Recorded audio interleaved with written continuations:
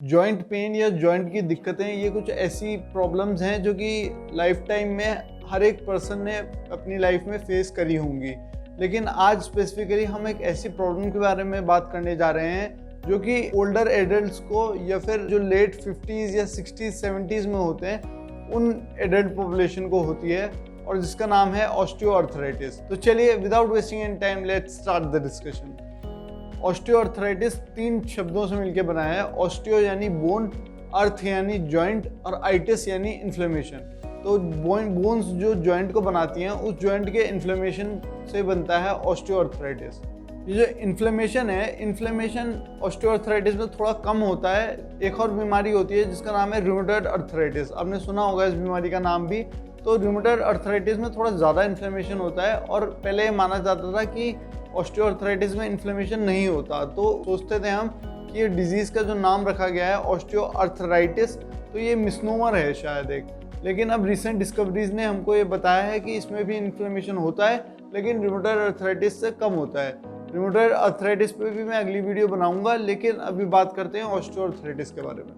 तो ऑस्टियोआर्थराइटिस एक जॉइंट को इन्वॉल्व करता है जिसका नाम होता है साइनोवियल जॉइंट। तो ऑस्टियोआर्थराइटिस को हम समझें उससे पहले हमको साइनोवियल जॉइंट क्या होता है ये समझना जरूरी है। जैसे ये 2 हड्डियां हैं, ठीक है, तो इन 2 हड्डियों के मिलने से बनता है एक जॉइंट। तो साइनोवियल जॉइंट में इन 2 हड्डियों के बीच में एक साइनोवियल फ्लूइड होता है जो कि एक साइनोवियल मेम्ब्रेन, जो कि एक कैप्सूल में एनक्लोज्ड होता है।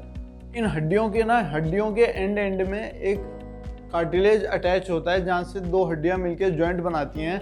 उस पार्ट में एक कार्टिलेज अटैच होता है जिसका नाम होता है आर्टिकुलर कार्टिलेज। ये आर्टिकुलर कार्टिलेज और साइनोवियल फ्लूइड ये बोन का फ्रिक्शनलेस मूवमेंट में हेल्प करती हैं। यानी बोला जाए तो बोन आपस में घिसती नहीं है, जिसकी वजह से फ्रिक्शन कम लगता है और हमारा मूवमेंट आराम से हो पाता है विदाउट एनी फ्रिक्शन। इसको अगर हम आसान भाषा में समझें तो ये साइनोवियल फ्लूइड और आर्टिकुलर कार्टिलेज एक तरह से ग्रीस की तरह काम करता है। जैसे मैकेनिकल चीज़ों में ग्रीस मूवमेंट में हेल्प करता है, आसानी से किसी चीज़ को घूमने में हेल्प करता है, वैसे ही ये साइनोवियल फ्लूइड और आर्टिकुलर कार्टिलेज हमारी हड्डियों को घिसता नहीं है और बिना घिसे हरकत करने में या मूवमेंट करने में हेल्प करता है हमारी। डॉक्टर्स आमतौर पे जनता को समझाने के लिए ये ग्रीस शब्द का इस्तेमाल करते हैं।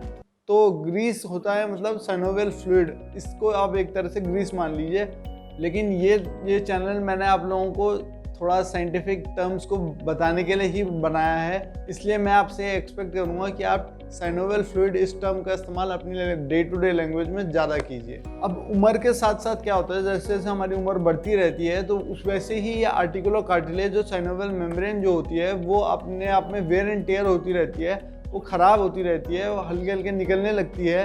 और इस वेयर एंड टेयर से जो हड्डियां होती हैं वो अभी तक फ्रिक्शनलेस मूवमेंट कर रही थी, लेकिन अब वो आपस में घिसने लगती हैं और इस घिसने से दर्द होता है, और इस चीज़ को बोला जाता है ऑस्टियोआर्थराइटिस। तो सबसे पहले तो अगर हम ये बात करें कि ये ऑस्टियोआर्थराइटिस किन लोगों में कॉमन होता है, तो 60-70 प्लस एल्डरली पीपल जो होते हैं जिनकी उम्र 60-70 साल से ऊपर हो चुकी होती है, उन लोगों में ये दिक्कत होना थोड़ा कॉमन है। उसके साथ साथ ओबेसिटी एक कॉज होता है। जिन लोगों का थोड़ा मोटापा होता है ज़्यादा, उन लोगों को ऑब्वियसली उनके जॉइंट्स में वेट ज़्यादा पड़ता है, तो उनका वेयर एंड टेयर ज़्यादा होने की संभावना होती है, जिससे ऑस्टियोआर्थराइटिस की संभावनाएं ज़्यादा बढ़ जाती है। खासकर जो वेट बेयरिंग जॉइंट्स होते हैं जैसे नी जॉइंट या हिप जॉइंट, इन जॉइंट्स की। कुछ लोगों आपने देखा होगा उनका ऑक्यूपेशन ही ऐसा होता है कि लगातार उनके घुटनों में जोर पड़ता रहता है या किसी जॉइंट में जोर पड़ता रहता है, तो इससे भी वेयर एंड टेयर की प्रोसेस जो होती है ये फास्ट हो जाती है, कार्टिलेज खराब जल्दी होता है इनका, और इससे ऑस्टियोआर्थराइटिस की समस्या बढ़ सकती है। इसके साथ साथ जो स्पोर्ट्स प्लेयर होते हैं उनकी ना जॉइंट इंजरी होती रहती है, तो जॉइंट इंजरी होने से भी ये प्रोसेस होती है ऑस्टियोआर्थराइटिस की, वो फास्ट होती है। और जेनेटिक लिंक भी ऑस्टियोआर्थराइटिस में देखा गया है। यानी अगर आपके किसी पेरेंट को ऑस्टियोआर्थराइटिस रहा हो तो हो सकता है आपको भी हो, ये चांसेस ज़्यादा बढ़ जाते हैं। अब देखें अगर हम कि कौन कौन से जॉइंट्स इन्वॉल्व होते हैं इसमें अधिकतर, तो अधिकतर घुटने और हिप जॉइंट जो होता है ये 2 जॉइंट मोस्ट कॉमनली इफेक्ट होते हैं इसमें। इसके अलावा उंगलियों के जो जॉइंट होते हैं वो भी इन्वॉल्व हो सकते हैं, जो रिस्ट जॉइंट है वो भी इन्वॉल्व हो सकता है। सर्वाइकल जॉइंट इन्वॉल्व हो सकता है। आपने सुना होगा कई लोगों को सर्वाइकल स्पॉन्डाइलोसिस हो जाता है, तो वो भी एक टाइप का ऑस्टियोआर्थराइटिस ही होता है। सर्वाइकल स्पाइन का ऑस्टियोआर्थराइटिस होता है वो। और ये जो बीमारी होती है ऑस्टियोआर्थराइटिस, ये एसिमेट्रिकल होती है। जैसे हमने बात करी थी रूमेटॉइड अर्थराइटिस की, तो वो एक सिमेट्रिकल बीमारी है, ये एसिमेट्रिकल होती है। एसिमेट्रिकल बोले हम तो एक जॉइंट को इन्वॉल्व करेगी, लेकिन मतलब जैसे एक घुटने को इन्वॉल्व कर रहा है लेकिन दूसरे घुटने को नहीं करती। ज़्यादातर केसेस में, कुछ केसेस में कर सकती है, लेकिन ज़्यादातर केसेस में अगर एक जॉइंट को इन्वॉल्व कर रहा है तो उसी के सिमिलर दूसरे जॉइंट को इन्वॉल्व नहीं करेगी। अगर एक रिस्ट को इन्वॉल्व कर रहा है तो दूसरे रिस्ट को ज़्यादातर इन्वॉल्वमेंट नहीं होता। और मॉर्निंग स्टिफनेस भी इस बीमारी में देखी जाती है, यानी सुबह सुबह देखेंगे तो जॉइंट थोड़े अकड़े हुए दिखेंगे। हालांकि रूमेटॉइड अर्थराइटिस में ये मॉर्निंग स्टिफनेस थोड़ी ज़्यादा होती है, लेकिन ऑस्टियोआर्थराइटिस में भी ये देखी जाती है। और जैसे जैसे आपका दिन प्रोग्रेस करता रहेगा वैसे वैसे सिम्टम्स आपके थोड़े ज़्यादा दर्द फील होगा आपको, या वर्स होते रहेंगे सिम्टम्स। अब बात करते हैं ऑस्टियोआर्थराइटिस के ट्रीटमेंट की।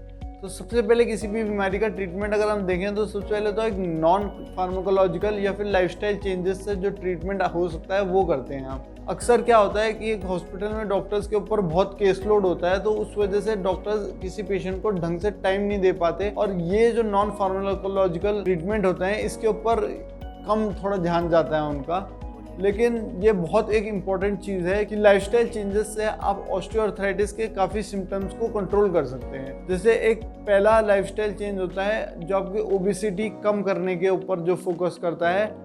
अगर आप मोटापे को कम करेंगे अपने, तो वो आपके जॉइंट पे प्रेशर को कम करेगा और ऑटोमेटिकली आपका दर्द कम हो जाएगा, या फिर जो सिम्टम्स हैं वो कम हो जाएंगे। तो ये जो वेट लॉस होता है या फिर वेट कम करना होता है, ये एक इम्पॉर्टेंट पार्ट ऑफ ट्रीटमेंट होता है ऑस्टियोआर्थराइटिस का। इसके साथ साथ फिजियोथेरेपी काफ़ी हेल्प करती है लोगों को ऑस्टियोआर्थराइटिस में। इसके साथ साथ नी ब्रेस भी इस्तेमाल होते हैं। ये एक टाइप के सपोर्टर्स होते हैं जो नी में लग जाते हैं। अगर आपके नी में दिक्कत आ रही है ऑस्टियोआर्थराइटिस की वजह से, तो उसमें ये हेल्प कर सकते हैं। इसके साथ साथ सपोर्टर के साथ चलना या वॉकर के साथ चलना, ये भी ऑस्टियोआर्थराइटिस के सिम्टम्स को कम कर सकता है। अगर हम फार्माकोलॉजिकल ट्रीटमेंट की बात करें या फिर दवाइयों से ट्रीटमेंट की बात करें, तो सबसे पहले ट्रीटमेंट में आता है पैरासीटामोल या फिर आइबुप्रोफेन या नसेड्स, जो कि पेन और इन्फ्लेमेशन को कम करने में हमारी मदद करते हैं। दूसरे नंबर पे आते हैं ग्लूकोकॉर्टिकॉइड के इंजेक्शंस या फिर विस्को सप्लीमेंटेशन। ये सीधे सीधे हेल्प करता है हमारा सिम्टम्स को कम करने में। आपने कई बार सुना होगा डॉक्टर से ये बोलते हुए कि यार ग्रीस खत्म हो गई है, ग्रीस डालनी पड़ेगी जॉइंट में, तो वो यही चीज़ होती है। तीसरा हाइलुरोनिक एसिड होता है एक, उसका इंजेक्शन भी दिया जा सकता है। और फाइनली अगर इंजेक्शन से भी कोई मदद नहीं मिलती तो हमको फाइनली जॉइंट रिप्लेसमेंट करना पड़ता है। और एक इंटरेस्टिंग फैक्ट आपको बताऊं तो हमारे एक फॉर्मर प्राइम मिनिस्टर थे पंडित अटल बिहारी वाजपेयी जी, उनका दोनों नी रिप्लेसमेंट ऑपरेशन हो रखा था। तो चलिए इस फैक्ट के साथ इस वीडियो का एंड करते हैं। कमेंट सेक्शन में ज़रूर बताइएगा कि आपको ये वीडियो यूज़फुल लगी या नहीं, या कैसे इस वीडियो में इम्प्रूवमेंट किया जा सकता था। इसके साथ साथ अपने टॉपिक्स भी बताइए, अगली वीडियो मेरे को कौन से टॉपिक्स पे बनानी चाहिए। तो आशा करता हूँ आप लोगों को ये वीडियो पसंद आई होगी, हेल्पफुल रही होगी आप लोगों के लिए। और अगर रही तो ये वीडियो को अपने फ्रेंड्स और फैमिली के साथ भी शेयर करो और उनको बताओ कि ऑस्टियोआर्थराइटिस क्या चीज़ है और कैसे इस चीज़ से बचा जा सकता है। और बहुत जल्दी मिलते हैं अगली वीडियो में, तब तक के लिए बाय बाय।